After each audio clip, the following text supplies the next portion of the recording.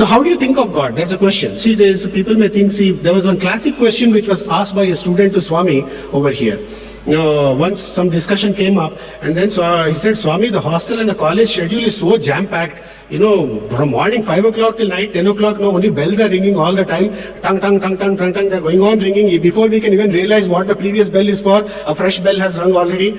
And in all the running, we have to stand in lines for the queue, for the bathroom, we have to stand in line for a bath, we have to stand in the line for the college, for the breakfast, everything there is a line. We are running all the time. I don't know where is time for sadhana and thinking of God.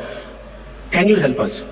Then Swami said, and this is something which all of us need to listen. Swami said, who told you don't have time? You have 24 hours in a day, to be precise, to think of God. Stunning silence. Let's piece through all our activity. In Bangalore or Hyderabad or any city you go, half our life goes in traffic. Right? So the remaining half of our life goes in tackling the problems in the office and then at the home. Where are we going to think of God? Some of us even skip our breakfast and bath and sleep, to be on time to meet our commitments. That's a hectic schedule we are having in our daily lives. So this is close to that. So he said, Swami, where am I going to find time to think of God? And Swami said, there are 24 hours, to be precise, to think of God. So morning when you get up, offer the day to God. Thank Him that you have given me one more day to discharge my duties. When you take bath and clean yourself, think that you are cleaning the temple of the Lord. Think of the Lord once again. When you are having your food, accept it by offering it as a naivedyam. It becomes prasadam. So offer that food to God. Again, you are thinking of God. When you are doing your office work, think that this is a duty you are discharging as your humble offering for your salvation to God. You are again thinking of God. So when you come to sleep, think that Swami is standing next to you, putting you to sleep with a warm breeze. Again, you are thinking of God. When you are playing games, think like as if Swami is there in your team. How would you play? With fairness, with love, with compassion, and still the fighting spirit. So he said, when you have 24 hours to think of the God every second, why are you grumbling? So instead of grumbling that I'm not finding time, you need to come to God in this way. So you have to convert the situation. So everything that we do, if we say it is a Brahmarpanam is not food alone. Brahmarpanam basically means this is an offering to the Lord. So everything that we do when we offer to God, it works wonders in the way we see ourselves as coming close to the Lord. So Swami said that this is the how we need to devise our own methods in our daily lives so that we start thinking of God and this Dil Mein Ram concept becomes very, very clear. The second one is Haath Mein Kaam. Dil Mein Ram is over. Next comes Haath Mein Kaam. Haath Mein Kaam is about service. So the first one was about sadhana, bhajans. Second one is about service. Sathya Sai organization is founded on these two basic principles, service and sadhana. So service is now coming as a second aspect, Haath Mein Kaam. So Swami actually lays an enormous significance on this concept of service. One interesting question which was asked to Swami was, Swami, if everything is going to be decided by God's grace, why should I do any activity? Now that Bhagavad Gita shloka, karmanyeva adhikarasya, man is born because there is an activity to be discharged. We could have been born as this mic otherwise, or that speaker, or this granite marble floor.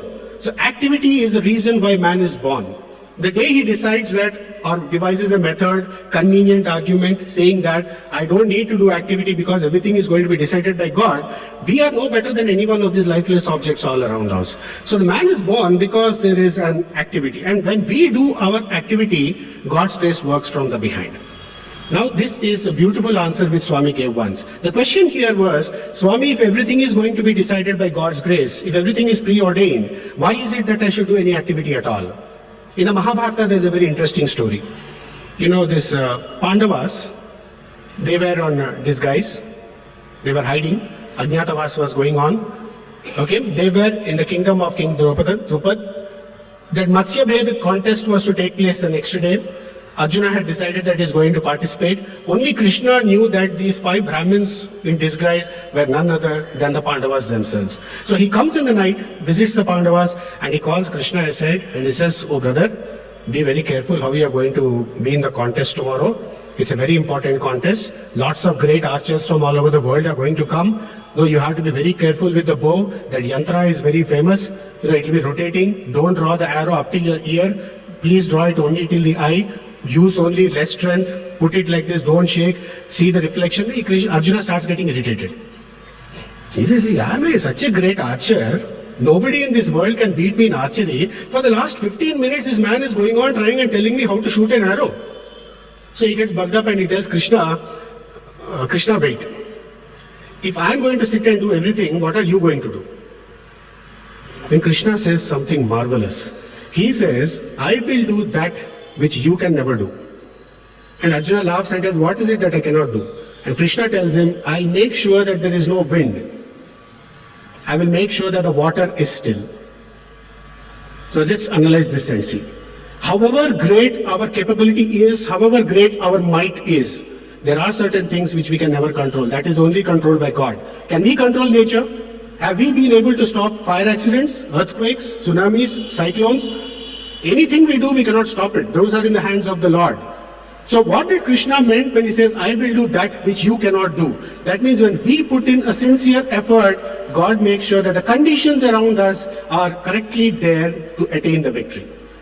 So he gives the conditions, we give in the effort. And the success comes from that. So without the individual effort and without the conditions, you are never going to get success. You can do as much of efforts as you want. If the conditions are not favorable, they are not going anywhere.